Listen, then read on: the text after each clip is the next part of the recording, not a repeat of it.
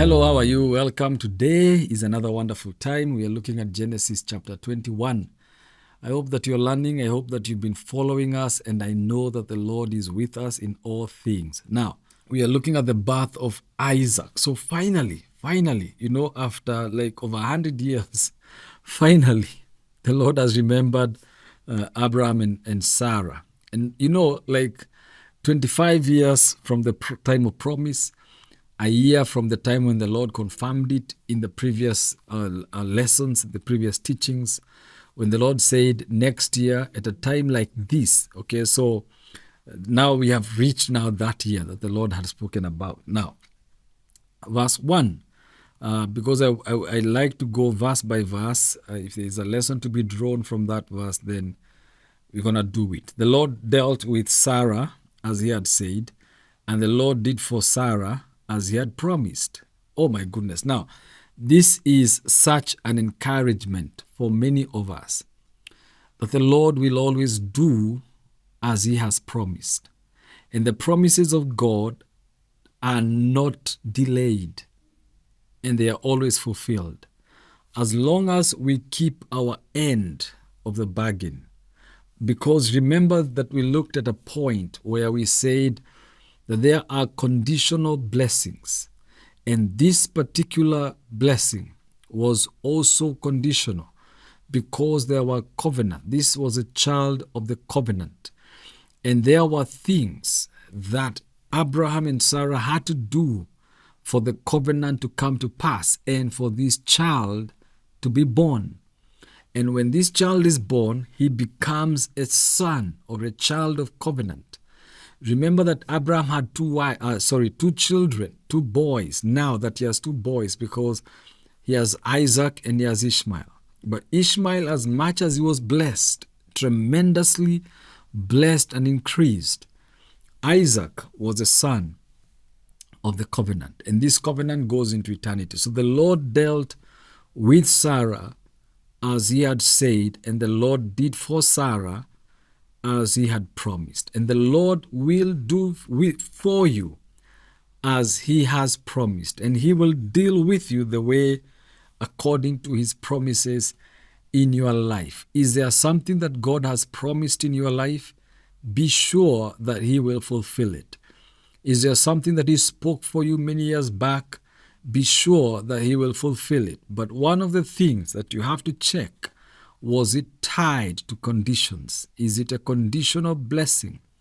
Did the Lord give you a prophecy that was conditional? Because if it was conditional and if there were things that you are to do on your side, then that word or that promise that he spoke to you is dependent upon you fulfilling your side of the bargain. So, be sure, don't just take prophecies and believe them. Don't just take things and begin and just relax and begin to say, as long as it is spoken, it shall come to pass. It's not a guarantee, especially if there are stipulations or conditions to it. And we said when you read the book of Deuteronomy, you will see all these things. So the Lord will deal with you as he has promised, as long as you fulfill his side. So Sarah conceived and bore Abraham a son in his old age, at the time of which God had spoken to him.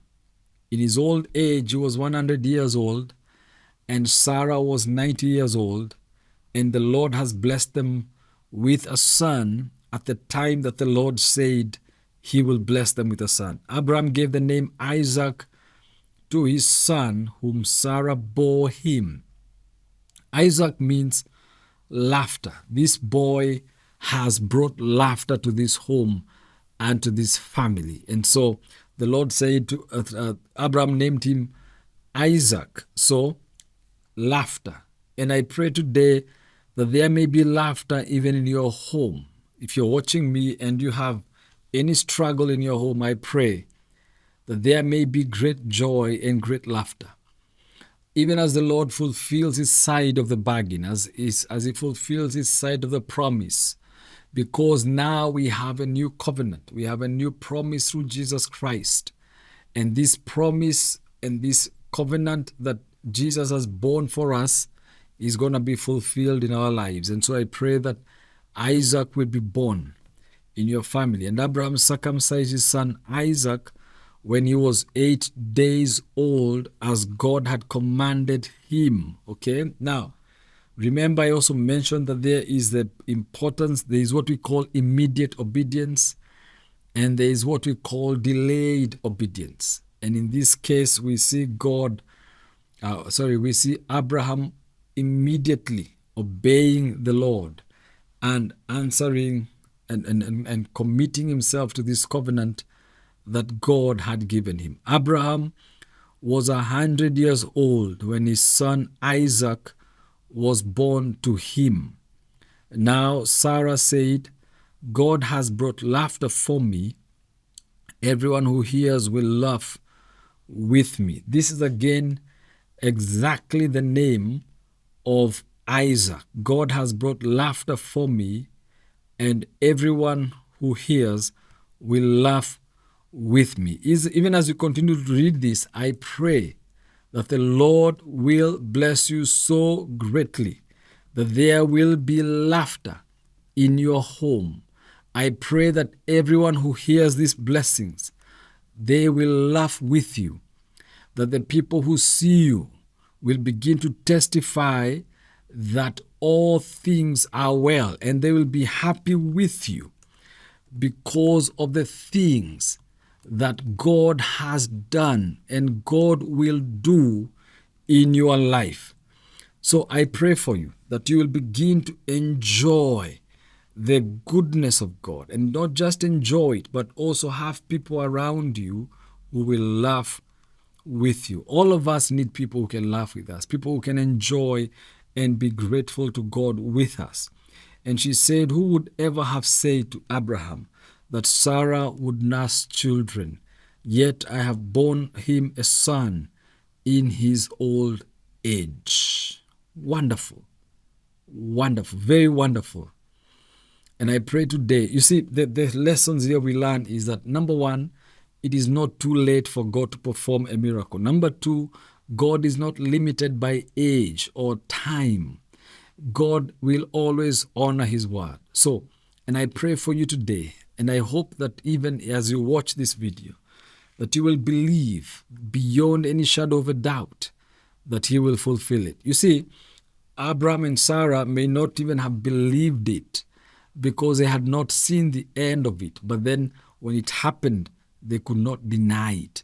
I pray today that you will experience miracles, that you will receive miracles in your life that you may not have believed can happen to you. That even when someone told you that these miracles will happen, you may have had your doubts.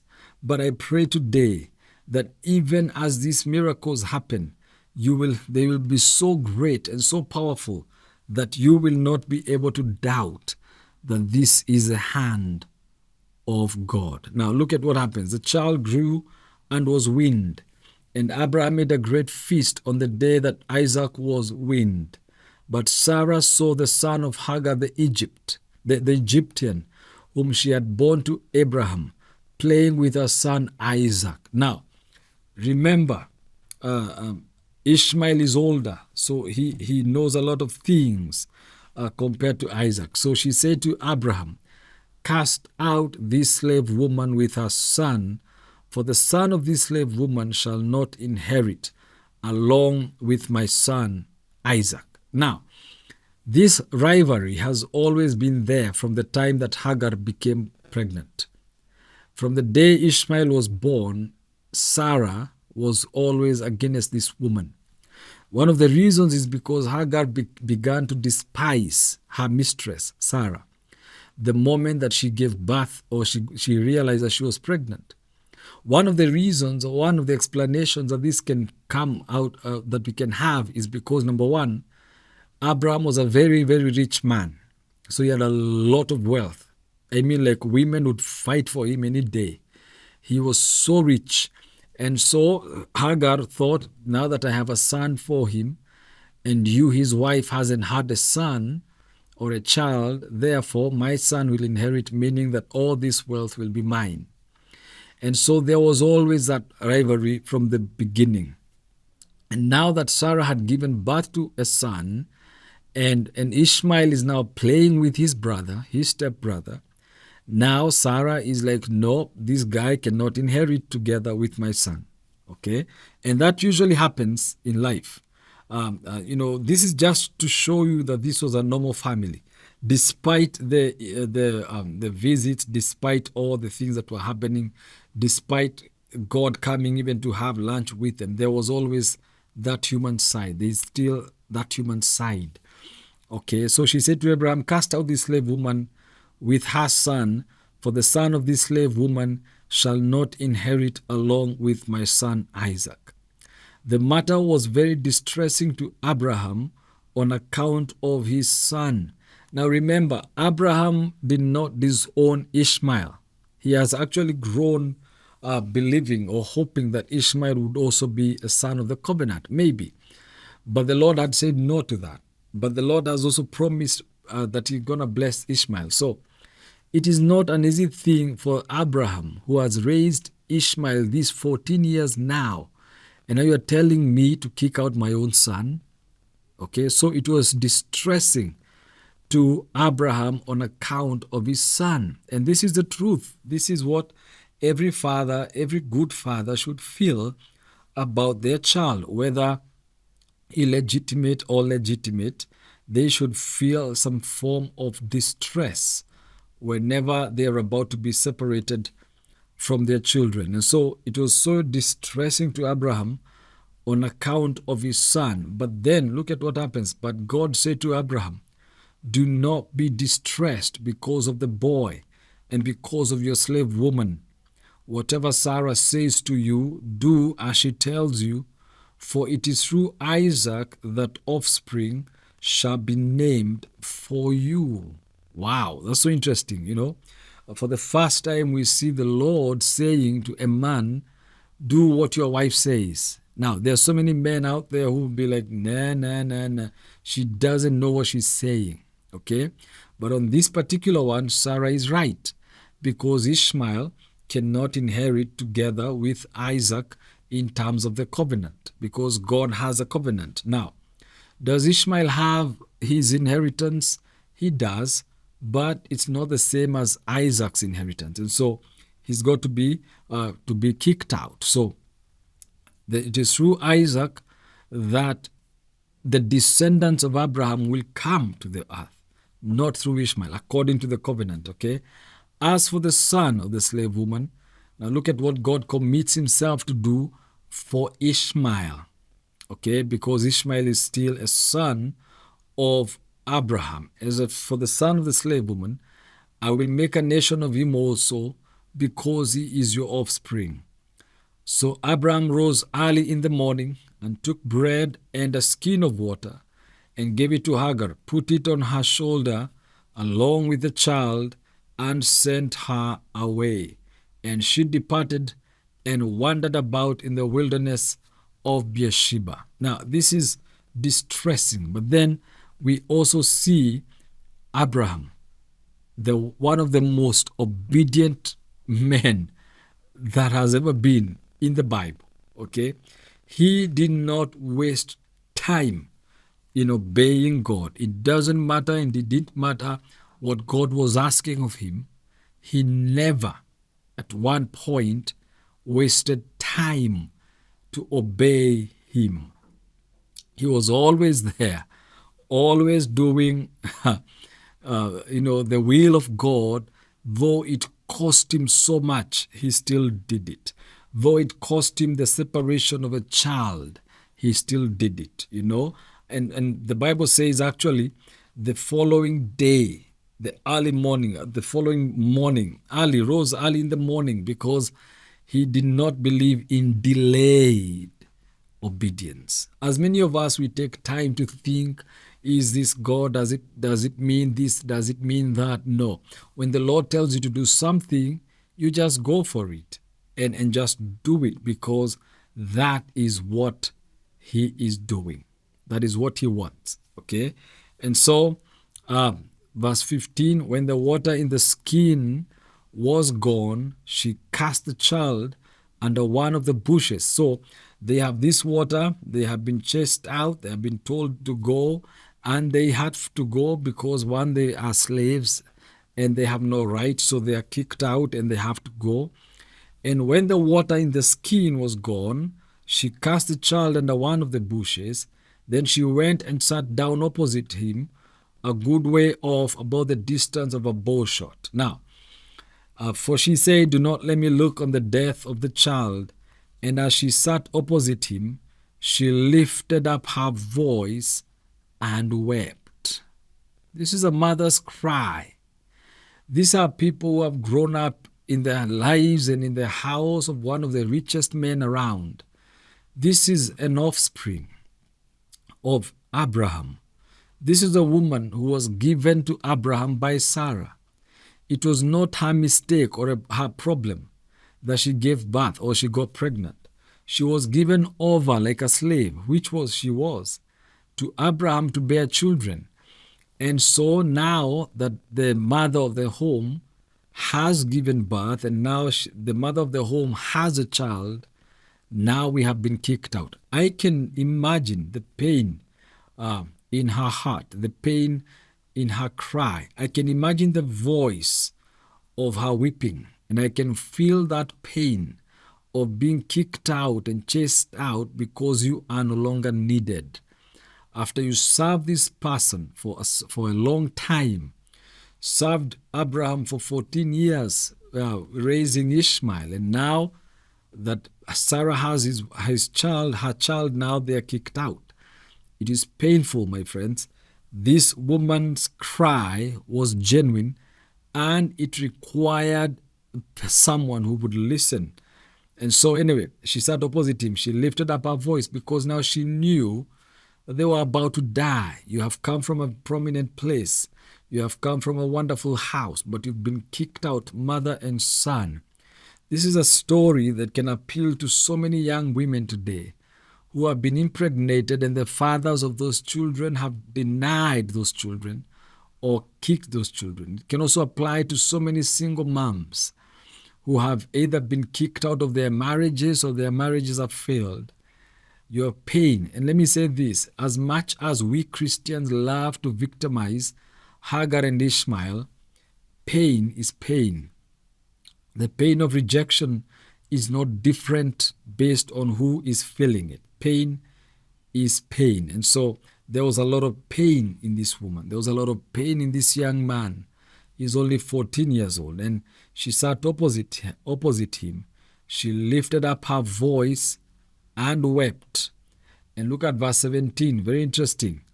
Because many of us Christians don't actually read the Bible. And so when we talk about Ishmael, we have no understanding of what we are talking about. But God, the Father in heaven, heard the voice of the boy. Now understand that point, because the Bible says, and as she sat opposite him, she lifted up her voice and wept. It was a mother who wept, according to what is written. But also the boy who was thirsty and almost dying. The Bible says God heard the voice of the boy. And the angel of God called to Hagar from heaven, not from the earth, but from heaven, and said to her, "What troubles you, Hagar?" Now, what kind of question is that, honestly? But then God has a funny way of really relating to us sometimes, And so the question is, what troubles you, Hagar? Do not be afraid, for God has heard the voice of the boy where he is. Come, lift up the boy and hold him fast with your hand, for I will make a great nation of him. Now, God doesn't make mistakes. That's one of the things that I want to say. God does not make mistakes. When he says he will make a great nation of this boy, he means it. And that's exactly what he intended to do, to make a great nation of this boy. So then God opened her eyes, all right, and saw a well of water. She went and filled the skin with water and gave the boy a drink. God was with the boy, and he grew up.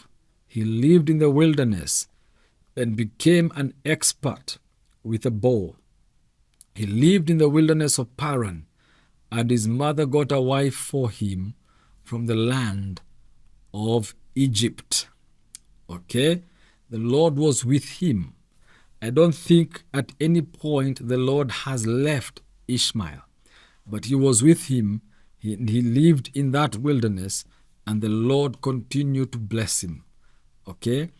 Now, sometimes when you are rejected and kicked out, the Lord is with you. I don't know what you're going through. Many people may be against your life, but the Lord is with you. Now let's conclude this story because it connects to another story that is very interesting. At that time, Abimelech, with Phicol, the commander of his army, said to Abraham, God is with you in all that you do. You see, this is the thing. When the Lord is with you, even those who are opposed to you begin to recognize that indeed God is with you because he blesses everything that you do. King Abimelech, the same person who had taken Sarah, is now come to Abraham. Remember, he made a covenant with Abraham. Not a covenant, sorry. He made a promise to Abraham. And he said, leave, the land is yours. Pick wherever you want. So he comes to Abraham and says, God is with you in all that you do. Now, therefore, swear to me here by God that you will not deal falsely with me or with my offspring or with my posterity. But as I have dealt loyally with you, you will deal with me and with the land where you have resided as an alien. And Abraham said, I swear it. May all those people you live around come and make peace with you because of the blessings that God will grant you. And this is the same thing that King Abimelech saw. He saw the hand of God upon Abraham. And so he decides, you know what, I'm going to come and I will make a covenant with him. And so he came and said, promise me, make a covenant with me that you will deal with me in the right way. Not just me, but also my offspring. Meaning that Abraham must commit his offspring to protect Abimelech's offspring. This is into the future. Okay, so this is beginning now, but going into the future. And Abraham said, I swear it. All right. When Abraham complained to Abimelech about a well of water that Abimelech's servants had seized, Abimelech said, I do not know who has done this. You did not tell me. And I have not heard of it until today. So Abraham took sheep and oxen and gave them to Abimelech, and the two men made a covenant. Okay? Now, Abraham was so powerful and so rich that King Abimelech was worried that he may be overthrown. That is the only reason why he would come and make a covenant, because he's a politician and he understands how things work. Okay? So he gave them to Abimelech, and the two men made a covenant. Abraham set apart 7 ewe lambs of the flock, and Abimelech said to Abraham, what is the meaning of these 7 ewe lambs that you have set apart? He said, these 7 lambs you shall accept from my hand, in order that you may be a witness for me that I dug this well. Therefore, that place was called Beersheba, because there both of them swore an oath. When they had made a covenant at Beersheba, Abimelech, with Phicol, the commander of his army, left and returned to the land of the Philistines. Abraham planted a tamarisk tree in Beersheba and called there on the name of the Lord, the everlasting God. And Abraham resided as an alien many days in the land of the Philistines. And as I said, wherever we see Abraham, we will see the word alien or the word foreigner, because he was a foreigner.